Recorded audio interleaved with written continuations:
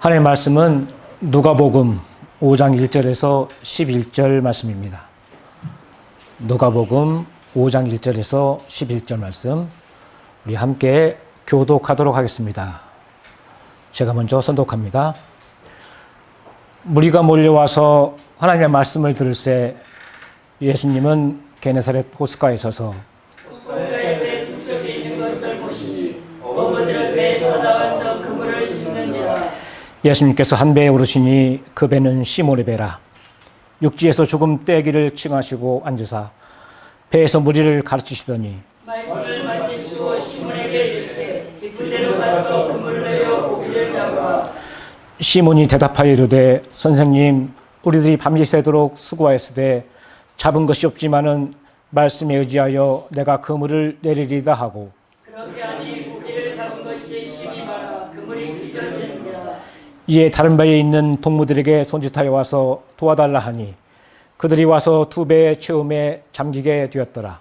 시몬 베드로가 이를 보고 예수의 무릎 아래 엎드려 이르되 주여 나를 떠나소서, 나는 죄인으로소이다 하니 이는 자기 및 자기와 함께 있는 모든 사람이 고기 잡힌 것으로 말미암아 놀라고, 세베대 아들로서 시몬의 동업자인 야고보와 요한도 놀랐습니다. 예수께서 시몬에게 이르시되 무서워하지 말라, 이제부로는 내가 사람을 취하리라 하시니 그들이 배들을 육지에 대고 모든 것을 버려두고 예수님을 따르니라. 아멘. 저는 오늘 본문 말씀을 중심으로 해서 예수님의 베드로를 향한 철저한 계획, 이러한 제목으로 하나님께서 주시는 말씀을 나누려고 합니다. 사람이 살아가는 데 있어서 만남은 매우 중요합니다. 그래서 노사연 권사님은 이런 노래를 불렀습니다. 우리 만남은 우연이 아니야. 그것은 우리의 바람이었어. 기억하십니까? 그렇습니다. 여러분과 저의 만남도 우연이 아니라고 생각합니다. 담임 목사님과 여러분과의 만남도 결코 우연이 아닙니다. 이처럼 중요한 만남은 크게 두 가지 종류의 만남으로 우리가 구분할 수가 있습니다. 선택의 여지가 없는 만남과 선택의 여지가 있는 만남, 이렇게 구분할 수 있습니다. 순간의 선택이 10년을 좋아한다는 어느 전자회사의 광고와 마찬가지로 순간의 만남이 인생을 좌우하기도 합니다. 자녀들은 좋은 부모를 만나야 합니다. 그러나 좋은 부모는 내가 선택하는 것이 아닙니다. 학생은 좋은 선생님, 친구를 만나야 합니다. 청년들은 좋은 친구, 좋은 선배들을 만나야 합니다. 행복한 인생과 가정을 위해서는 좋은 배필을 만나야 합니다. 그런데 어느 것 하나 자신이 마음대로 할 수 없는 일들이 대부분입니다. 살다 보면 잘못된 만남으로 안타까운 일을 겪을 때도 아주 많이 있습니다. 그런데 우리에게 있어서 가장 중요한 만남은 바로 하나님이신 예수님과의 만남이라는 생각이 듭니다. 왜냐하면 다른 만남들은 기껏해야 70년, 80년만 유효하지만 예수님과의 만남은 이 세상뿐만 아니라 영원히 영향을 끼치기 때문에 가장 중요한 만남인 것입니다. 그런 의미에서 예수님을 주님이라고 부르는 저와 여러분은 이미 복받은 사람들입니다. 믿어주십니까? 그럼에도 불구하고 전혀 복받지 않으신 분들처럼 만약에 얼굴 표정을 짓고 거친 언어를 사용하고 있다면 다시 한번 깊이 생각해 보아야 할 것입니다. 오늘 본문은 예수님께서 베드로를 찾아오시는 광경을 잘 보여주고 있습니다. 본문의 배경은 게네사렛 호숫가입니다. 이 게네사렛이라는 말의 의미는 기품이 있는 정원이라는 뜻인데 우리에게는 갈릴리 바다, 갈릴리 호수, 디베랴 바다가 더 익숙한 이름일 것입니다.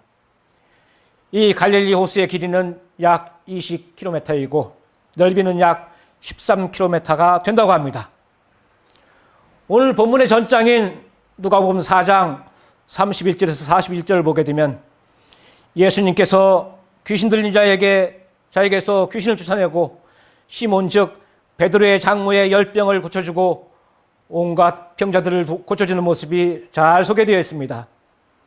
이런 이유 때문에 많은 무리가 몰려와서 예수님의 주위를 둘러싸고 있었던 것입니다. 그런데 예수님의 시선은 갈릴리 호숫가에 세워둔 배 두 척, 즉 베드로의 배와 야고보와 요한의 배, 그 중에서도 베드로의 배에 시선을 집중하고 있습니다. 더 정확히 말하면 베드로에게 집중하고 있습니다. 본문 2절을 보면 어부들이 배에서 나와서 그물을 싣는 모습을 보여줍니다. 이스라엘, 특히 갈릴리 호수는 물이 매우 맑아서 낮에 그물을 내리면 물고기들이 그물이 내려오는 것을 보고서 도망치기에 통상적으로 밤에 그물을 내려서 고기를 잡는다고 합니다. 그러므로 그물을 싣고 있는 시간은 아침으로 추측이 됩니다. 또한 마태복음 4장 18절을 보게 되면 갈릴리 해변에 다니시다가 두 형제 곧 베드로를 하는 시몬과 그의 형제 안드레가 바다에 금을 던지는 것을 보시니 그들은 어부라고 표현된 것을 보면 예수님은 베드로가 금을 던지는 모습을 지켜보고 있었다고 짐작이 가능합니다. 예수님께서는 하나님이시기에 베드로를 향한 정확한 그분만의 시간, 즉 카이로스에 베드로를 향해 찾아오신 것입니다. 우리도 마찬가지입니다. 우리가 하나님을 믿게 된 것은 우리 각자를 향한 하나님의 시간에 누군가의 전도를 통해 하나님께서 우리 각자에게 찾아오셨고 우리가 믿음으로 고백을 함으로 하나님의 자녀가 된 것입니다. 내가 아무리 기다려도 하나님께서 만나주시지 않으면 구원은 받을 수 없습니다. 이렇게 모든 사람을 향한 하나님의 정하신 시간이 있기에 전도자는 금방 실망할 이유가 없습니다. 누가복음 19장 1절에서 10절 말씀을 보게 되면 삭개오가 예수님을 만나는 사건이 나타납니다. 여리고성을 지나간다는 소식을 듣고 나서 삭개오는 키가 작은 까닭에 돌 무화과나무 위에 올라가게 됩니다.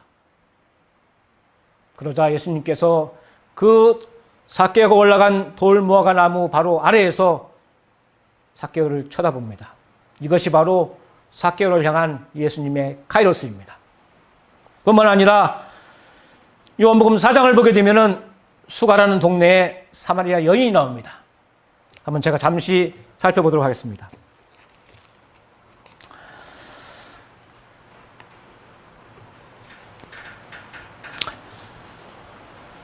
예수께서 제자를 삼고 세례를 베푸시는 것이 요한보다 많다 하는 말을 바리새인들이 들은 줄을 주께서 아신지라. 예수께서 친히 세례를 베푸신 것이 아니요 제자들이 베푼 것이라. 유대를 떠나사 다시 갈릴리로 가실새 사마리아를 통과하여야 하겠는지라. 사마리아에 있는 수가라 하는 동네에 이르니 야곱이 그 아들 요셉에게 준 땅이 가깝고 거기 또 야곱의 우물이 있더라. 예수님께서 길 가시다가 피곤하여 우물 곁에 그대로 앉으시니 때가 6시쯤 되었더라.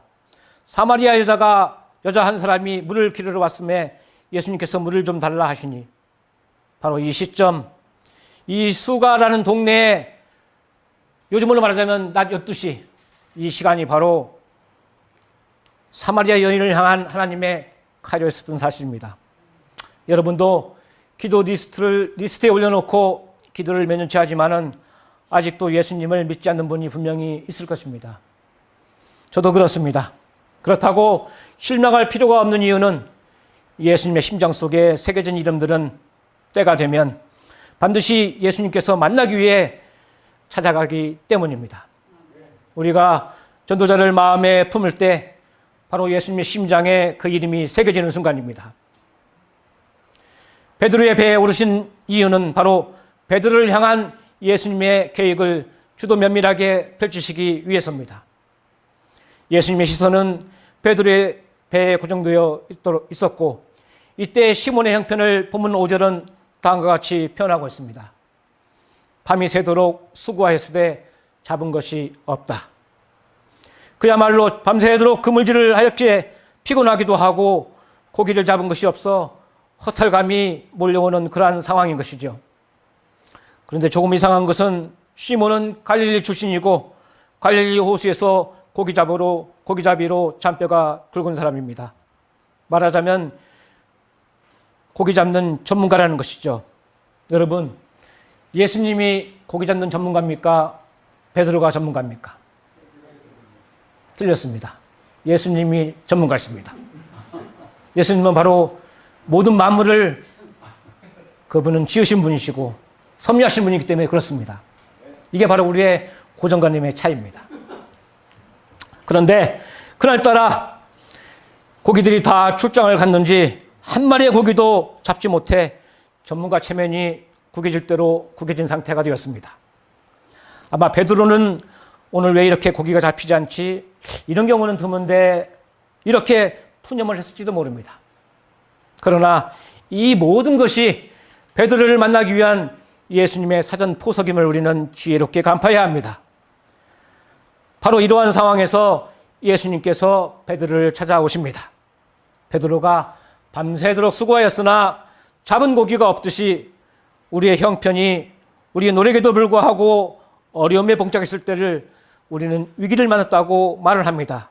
그런데 이 위기가 바로 예수님께서 우리를 찾아오시는 계기가 된다는 사실 앞에 우리의 형편의 어려움이 그저 슬퍼하거나 절망할 필요가 없다는 소망을 갖습니다. 오늘 우리의 인생의 항해 중에 시몬처럼 빈배가 되어버린 우리의 심령 위에도 하나님께서 찾아오시면 우리 인생의 의미를 비로소 갖게 되는 것입니다. 이제 베드로를 향한 예수님의 주도면밀한 다가옴을 한번 보시기 바랍니다. 누가복음 4장에 시몬의 장모의 열병을 낫게 하신 것을 보면 예수님과 베드로가 초면은 아닌 듯 싶습니다. 그러나 이때까지만 해도 시몬은 예수님을 능력 있는 사람으로만 알았을 가능성이 매우 높습니다. 시몬의 배에 오르신 예수님은 시몬에게 육지에서 조금 떼기를 요청하십니다. 왜냐하면 호숫가에 몰려드는 군중에게 효과적으로 말씀을 전하기 위해서지요. 시몬의 배는 이제 강대성이 되었고 호숫가는 정중석이 된 셈입니다. 그래서 어떤 분은 예수님의 산상설교와 비교하여 오늘 말씀을 예수님의 평지설교라고 부르기도 합니다. 본문 4절에 예수님께서는 하나님의 말씀을 전하는 것을 마쳤다고 표현하고 있습니다. 여기서 마쳤다는 표현은 완벽하게 끝맺음을 하셨다는 의미보다는 서둘러 말씀 전하는 것을 마쳤다는 의미입니다. 이제 예수님께서는 본격적으로 베드로에게 말씀하십니다. 깊은 데로 가서 그물을 내려 고기를 잡아라. 이 당시 베드로는 갈릴리 호수에서 오랫동안 고기를 잡은 전문 어부입니다. 그런데 30살 남짓의 청년이 그것도 전직이 목수인데 깊은 곳에 그것도 아침에 그물을 내려 고기를 잡으라는 터무니없는 말을 하는 것입니다. 갈릴리 호수는 통상 밤에 얕은 곳에 그물을 던져야 고기를 잡을 수 있다는 것이 지금까지 베드로의 경험이고 상식적인 일입니다. 베드로는 예수님께서 하는 말을 마지못해 따릅니다. 5절에 시몬이 대답하여 이르되 선생님 우리들이 밤이 새도록 수고하였으되 잡은 것이 없지만은 말씀에 의지하여 내가 그물을 내리리이다. 우리 목사님들이 말씀에 의지하여 이 한 구절을 가지고 설교를 많이 하십니다. 소설을 많이 쓰시죠. 소설을. 하나님의 말씀은 소설의 소재가 아닙니다. 제가 이미 말씀드린 누가복음 19장에 나와 있는 삭개오 이야기도 마찬가지입니다. 삭개오 이야기로 얼마나 많은 소설을 쓴지 몰라요. 삭개오가 세리장으로서 세금을 늑탈해서 부자가 됐다. 성경에 그런 말씀 있습니까? 없어요. 그럴 것이다 하고 우리는 추측을 해요. 삭개오가 예수님을 만난 다음에 그런 얘기를 하죠. 내가 만일 네 것을 투성한 것이 있다면 그죠? 네 배나 갚겠습니다 했어요. 무슨 얘기입니까? 가정법이거든요. 뭐 없다는 얘기예요. 거꾸로 얘기하면.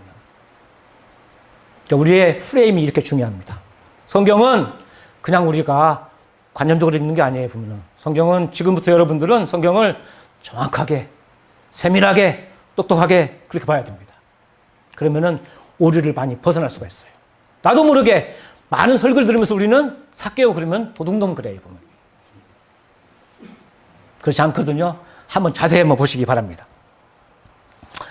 어쨌든 예수님께서 전직이 목수였기에 혹 배를 만들었을지는 몰라도 고기 잡는 것을 본 적이 없었기에 약간의 의심도 있었을 것입니다. 만일 여러분이 베드로의 입장이라면 어떻게 반응하겠습니까? 아마 이렇게 반응했을 가능성이 매우 높습니다. 이보시오, 젊은 양반. 웃기지 마소. 내가 여기에서 잔뼈가 굵은 사람이다. 적어도 고기 잡는 데는 내가 훨씬 더 잘한단 말이요. 그런데 베드로는 전에 장모의 열병을 고쳐준 경험이 있기 때문인지는 모르지만 말씀대로 그물을 내립니다. 우리 성경에는 말씀에 의지하여 이렇게 표현되어 있지만 원문에는 말씀대로 이렇게 해석되어 있습니다. 오늘 시몬의 반응은 그리 달갑지 않은, 그러나 알았소, 당신 말대로 한번 해보리라는 그러한 반응입니다. 그런데 우리는 여기서 예수님에 대한 한 가지 더 생각해야 될 부분이 있음을 알고 있습니다. 하나님이신 예수님은 만물을 창조하신 분이고 만물을 붙들고 계시고 만물의 주인임을 알아야 됩니다. 그러기에 요한복음 1장 3절 말씀에도 만물이 그로 말미암아 지은 바 되었으니 지은 것이 하나도 그가 없이는 된 것이 없느니라, 이렇게 기록하고 있습니다. 또한 고린도서 1장 16절에도 만물이 그에게서 창조되되 하늘과 땅에서 보이는 것들과 보이지 않는 것들과 혹은 왕권들이나 주권들이나 통치자들이나 권세들이나 만물이 다 그로 말미암고 그를 위하여 창조되었고, 이렇게 표현되어 있습니다. 베드로가 별로 큰 기대를 하지 않았다는 이유는 만일 큰 기대를 했었다면 많은 물고기를 잡은 후에 베드로는 다음과 같이 반응을 보였어야 합니다. 네, 고기가 많이 잡힐 줄을 알았습니다. 감사합니다. 예수님, 저희와 같이 동업하시죠. 5대5로 할까요? 6대4로 할까요?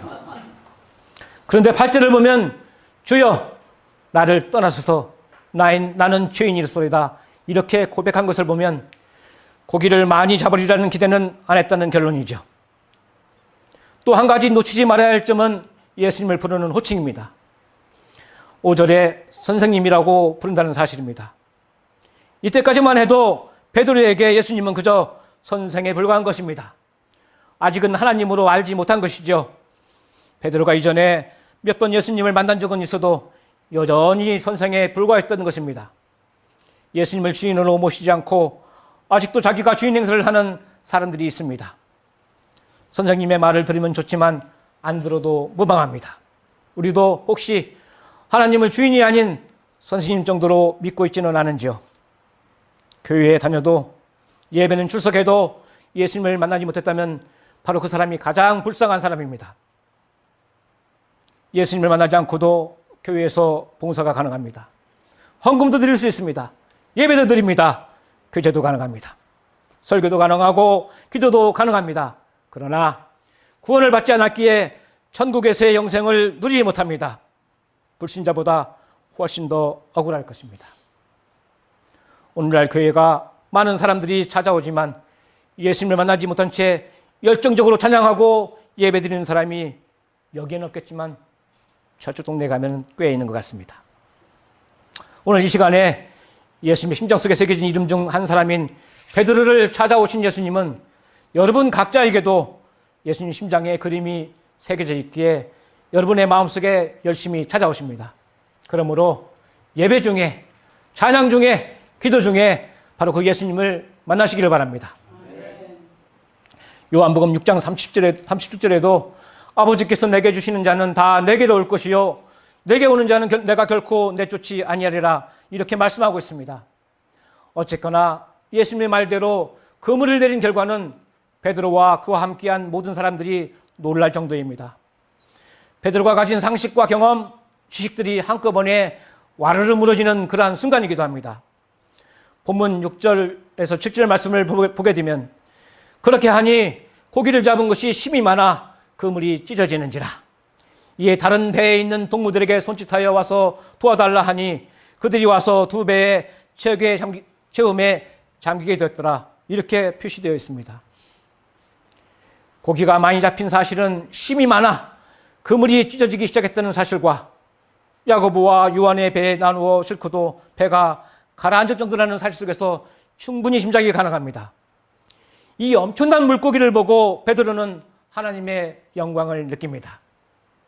그 많은 고기들을 시몬의 그물에 넣으신 분이 바로 천지만물을 창조하신, 천지만물을 다스리시는 하나님임을 알게 됩니다.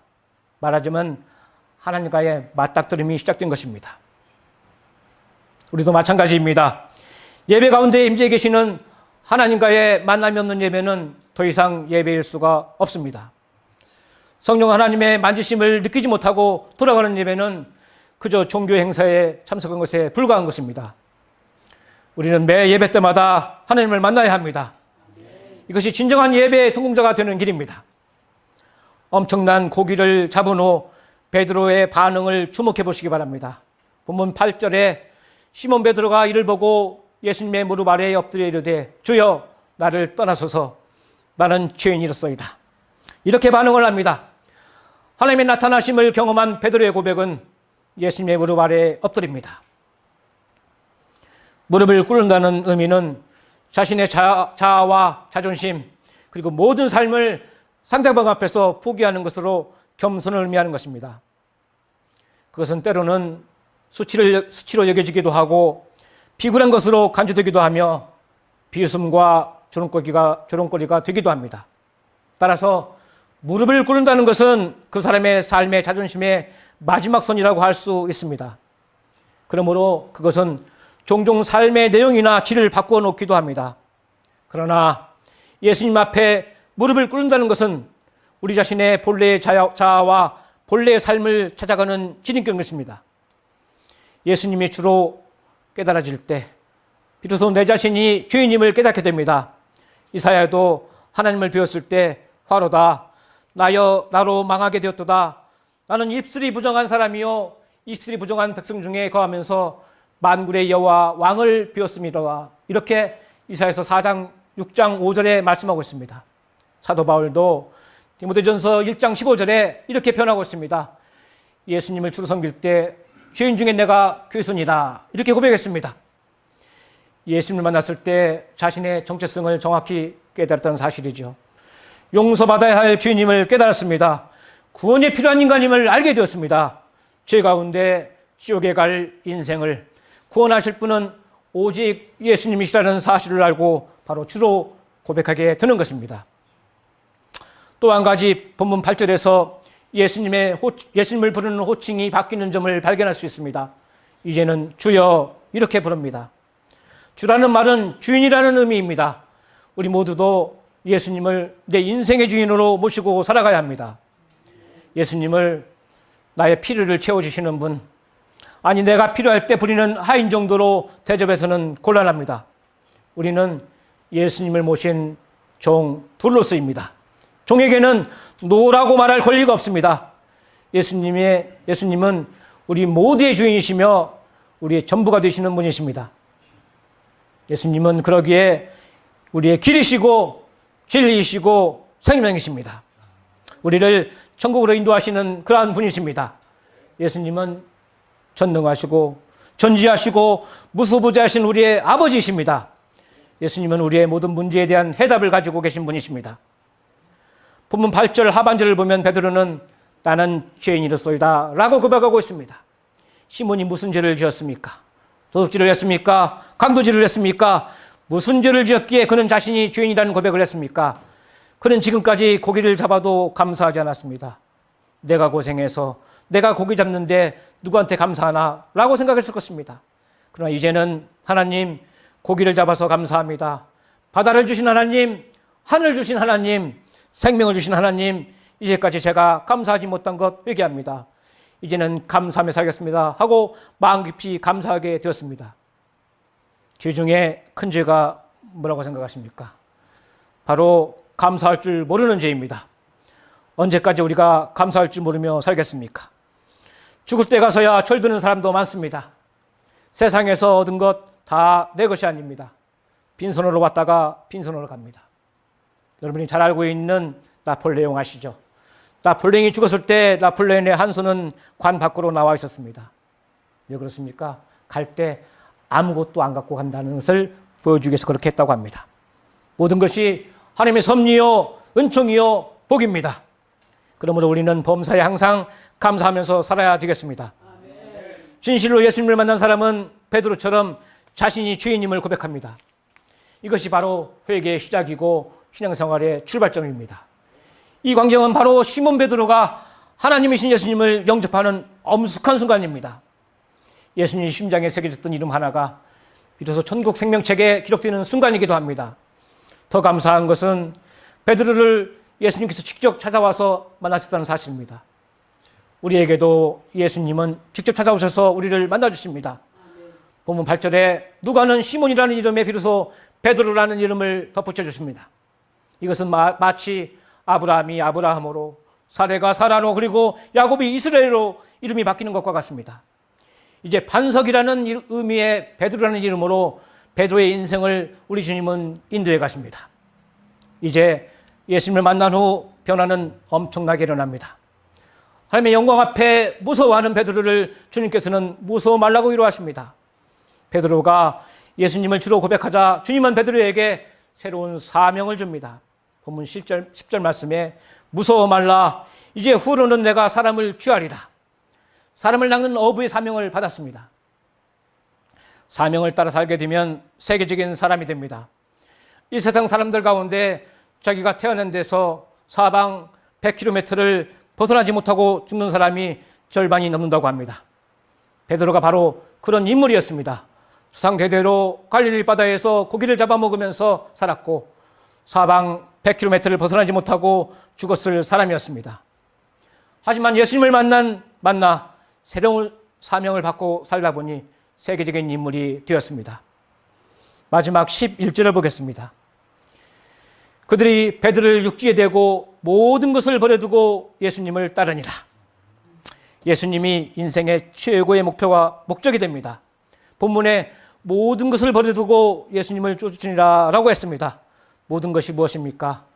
먹고 사는데 가장 중요한 것들입니다. 배, 그물, 그리고 가족들입니다. 모든 것 위에 계신 분임을 알게 되었습니다. 사도 바울도 주를 알고 난 다음에 모든 것을 배설물로 여긴다고 했습니다. 그가 목숨처럼 여기던 가문, 학벌, 출세 등등 주를 알고 보니 과거에 최고로 여겼던 것들이 배설물 정도밖에 안 된다는 것을 알고 모든 것을 다 버리고 주님을 쫓았습니다. 여기서 그들이란 베드로, 야고보, 요한을 말합니다. 이들이 모든 것을 버려주고 예수님을 따르게 됩니다. 베드로와 야고보와 요한은 고기를 잡는 동업자였습니다. 동업도 잘 해야 합니다. 그리고 그 동업의 자리에 예수님이 계시면 업종이 변경이 됩니다. 바로 고기를 잡는 어부에서 사람을 낚는 어부가 되는 것입니다. 이것은 천국을 이루는 생명을 살리는 가장 귀한 일입니다. 이후에 사도행전을 보게 되면 베드로의 설교를 통해 3,000명, 5,000명이 회개하고 예수님을 믿는 역사가 일어남을 우리는 익히 알고 있습니다. 그물이 찢어지도록 잡은 물고기는 미래의 베드로가 펼칠 사역을 미리 보여주는 일종의 표적이었습니다. 베드로가 예수님을 만남으로 인해 새로운 사명을 받았듯이 우리 각자는 예수님을 만나면 새로운 피조물로 만들어지는 것입니다. 그러기에 고린도후서 4장 16절에도 그러므로 우리가 낙심하지 아니하노니 우리의 겉사람은 낡아지나 우리의 속사람은 날로 새로워지도다. 바로 새로운 삶을 살게 된다는 것입니다. 새로운 삶이라고 하여 모두 신학교에 가라는 뜻은 아닙니다. 신학교를 가지 않아야 할 사람이 신학교에 가게 되면 불행해집니다. 반대로 꼭 신학교에 가야 할 사람이 가지 않아도 불행합니다. 그러나 모두가 신학교에 가면 손은 누가 키웁니까? 우리 각자의 생활 한가운데에서 예수님을 전파하는 것, 이것이야말로 오늘 저와 여러분에게 기대하는 하나님의 소망입니다. 고기를 잡는 것은 고기편에서 보면 사망 선고입니다. 그러나 사람을 낚을 때는 죽어가는 사람에게 생명을 부여하는 것입니다. 예수님께서는 베드로에게만 사람을 낚는 어부가 되라고 말씀하셨음에도 불구하고 이 말씀을 들었던 야고보와 요한도 동일한 부름을 받고 헌신하게 됩니다. 사랑하는 여러분, 저와 여러분 각자의 이름은 예수님의 심장에 그 이름이 새겨져 있습니다.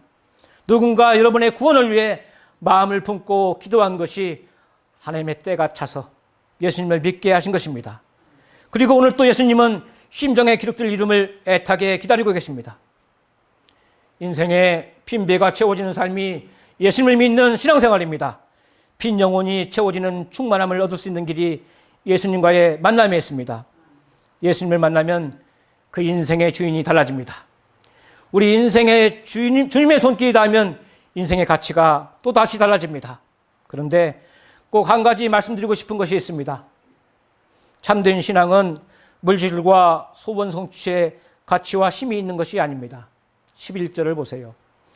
배들을 육지에 대고 모든 것을 버려두고 예수님을 쫓으니라. 주신 축복의 의미를 깨달았습니다.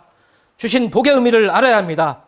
그렇게 기적같이 고기를 많이 잡았으면 쓰고 누리고 즐거워해야죠. 그런데 그것들을 그냥 내려놓고 예수님을 따르고 있는 이유는 무엇일까요? 여러분, 고기를 기적같이 많이 잡아서 웃고 즐거워하는 사람이 행복해 보입니까? 아니면 그 많은 고기를 내려놓고 인생의 비전과 사명을 위해 길을 떠날 수 있는 사람이 행복해 보입니까? 이것이 바로 기독교입니다. 이것이 믿음입니다. 진정한 행복이 고기의 물질의 환경에 있는 것이 아니라 영혼의 주인이신 예수님과 함께할 때 누릴 수 있다는 것을 알게 되는 것입니다. 그물을 들고 바다로 나갔던 베드로는 그물을 버려두고 자신이 하나님의 그물이 되기로 결심했습니다. 인생의 모든 문제는 예수님 만날 때 해결이 됩니다. 예수님 만나서 하나님의 능력으로 사시길 소원합니다. 시몬이 기적을 체험한 것처럼 여러분도 기적을 체험하고 이제는 돈과 명예, 권세, 물질만 추구하지 말고 예수 그리스도의 발자취를 따라서 복음을 전파하며 전도의 사명을 감당하시기를 주의 이름으로 부탁합니다.